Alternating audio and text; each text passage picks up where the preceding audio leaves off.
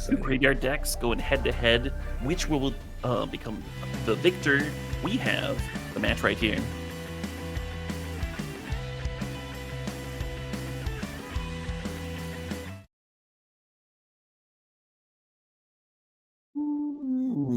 Looks like Jim Davis is looking at an opener with multiple crabs, but only one land. There's a Psychic Frog and a Vengevine, though, so there's some power there. We'll see if that's good enough for him to keep. And then Kanister has a double leyline opener. The second leyline is redundant, but we do at least have a little bit of filtering with the double Rumble and the blue Zubera there. The Rumble helping fill the graveyard, of course, while finding more Zuberas and such. Do you like both of these openers? I'm not sure about Jim's. I think the lack of second land is pretty brutal.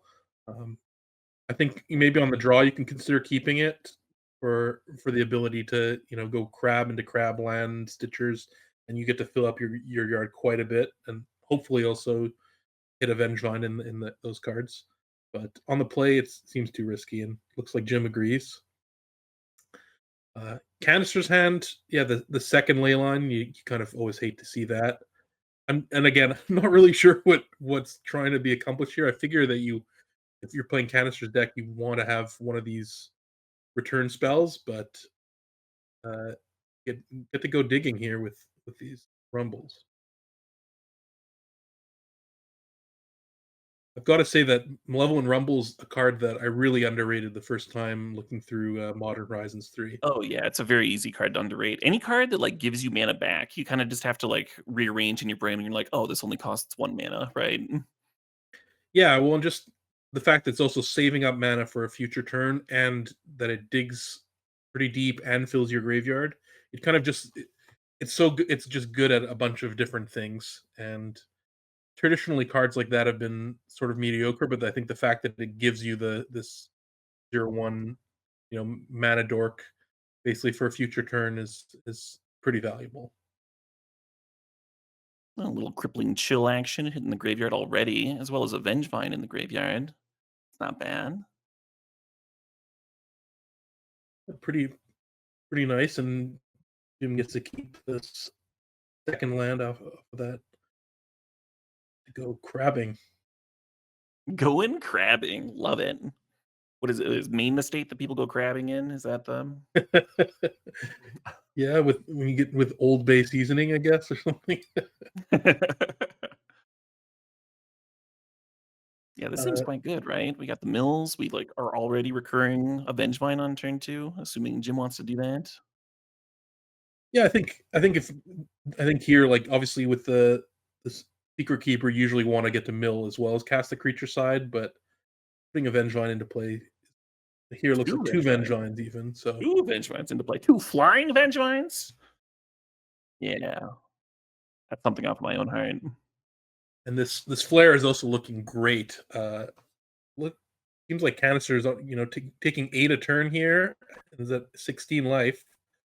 So, that's 2 turn clock here, and Jim has a counter spell for Canister's next play. It seems like it's just over.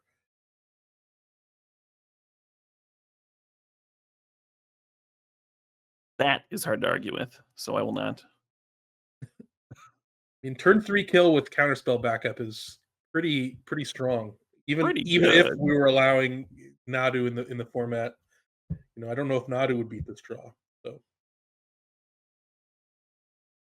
Yeah, I think Nadu can win pretty quickly, but, probably not on turn 2 on the draw. yeah. Wow, interestingly, I guess that, Jim lets that resolve. I So guess the now token actually can't block because of the flying. yes, it doesn't matter either way, but I with agree with you, though. I was also assuming a counter would come down. I would just show that I have it. Just be like, "Haha, still at all these." Whereas here, the Redundant. game's gonna end and Canister's not gonna know. He's not gonna know that you had it. That's a loss of value. I mean, for the same reason, you should definitely cast the Psychic Frog. Just be like, "I had this one too." The crab getting in, making a statement. I do appreciate the attacking with 0 power creatures. All right. So sideboarding here, Leyline of the Voids definitely seem to come in for Jim. Uh, not really Interesting. sure. Again, I don't. Kanister is just a mad scientist over here, and he's kind of just a little bit of mad scientist, a little bit of like witch concoctor. Has a big cauldron and putting a bunch of things in. Well, the Scion of Dracos give him an alternate plan, right? Where he's not like all in on the graveyard, and that might be part Yeah, of that. He does also have these masks, which might be able to hit a Leyline of the Void if he wants to go that route. But but he he might doesn't just seem be to have trying much to graveyard hate of his own to fight against what Jim's trying to do. correct, yeah. I don't think Jim's gonna like always have double Vengevine on turn 2, but No, definitely not. But do think that inherently Jim's strategy is stronger than what the Kanister's trying to do. Which is why I think we've traditionally seen Dredgevine archetypes in Modern, not many Zubera archetypes. But I think that because of that, usually when you're the person with the inherently less powerful strategy, you need to have better hate pieces to combat what your opponent's doing. And here it seems to me like Jim has the more powerful strategy and the better hate cards. But maybe I'm hoping maybe Kanister can steal a game with some Scion action. yeah, and being on the play, and Jim's not necessarily gonna have a Leyline in the opening, and Dredge can certainly brick, right? I've seen Dredge brick before. Oh, definitely. Anything can brick. The Black Flare is also a nice answer to the Scions as well. Uh, Being able to have that to answer an otherwise hexproof lifelinker. Yeah, that's not bad. That's not bad. But also, if I were having my exact choice of how this next game's going to go, I kind of want it to be Scion versus Frog battles. It seems like that might just actually be like a realistic head-to-head in Modern for a while. Those cards are both great, Yeah, I mean, Scion needs a little bit more help, right? But with Leyline, Scion is definitely powerhouse is probably not going to go anywhere. And we're ready with game 2. Jim does have a Leyline of the Void in his opener, as well as a couple of other juicy creatures to have.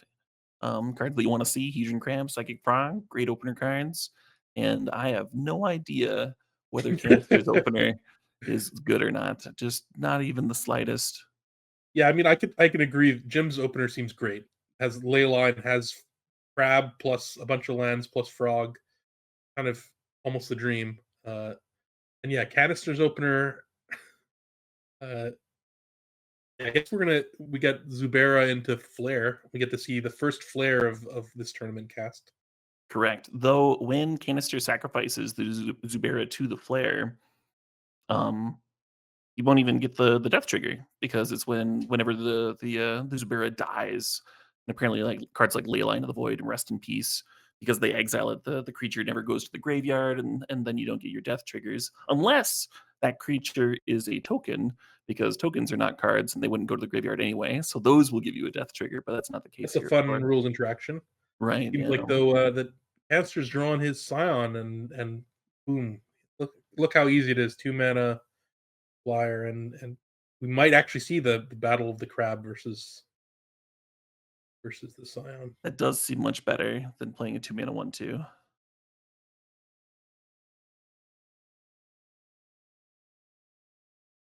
Or playing a 2 mana 1/2 and then sacrificing it for no value besides getting a Kodama's Reach or a Cultivate for newer players out of it with the flare. Right, right, right. 2 for 1 myself, get extra land in play. At least it's you break even on cards because you get 2 lands. But My god, Jim once again has multiple Vengevines in the graveyard, this time 3 of them. yeah, only one creature, but we might see an upkeep otherworldly gaze to try and set up to find another 1 mana creature so that Jim could return these Vengevines or a Gravecrawler Yeah, if it's yeah, I like that line. in the graveyard.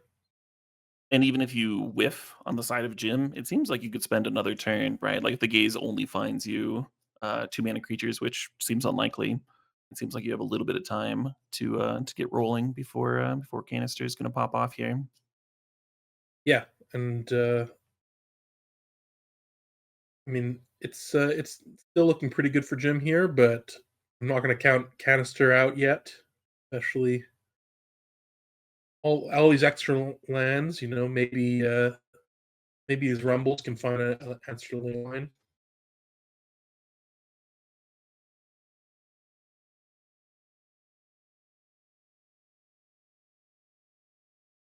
Hmm. There's the upkeep gaze, just like you said. So Did Jim hit? Jim, yeah, Jim found a Secret Keeper. That's pretty good.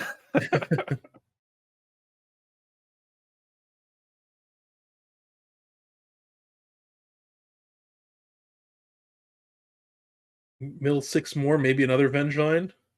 Let's see. Why not? Why Ooh, not? Narcomoeba.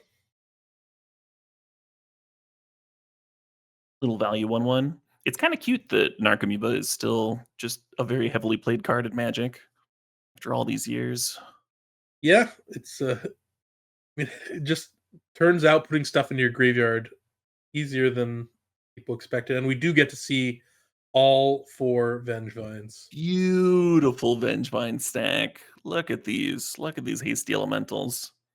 I'm so jealous of Jim right now. This is the dream. The only question is whether the frog gets in. Uh, And the question, yeah. Ooh, I yeah, like that the Hedron crab gets in too. That one can't actually be yeah. blocked, but Jim's not a coward. This frog gets in. Jim Hello and Sprog good is luck. certainly not a coward.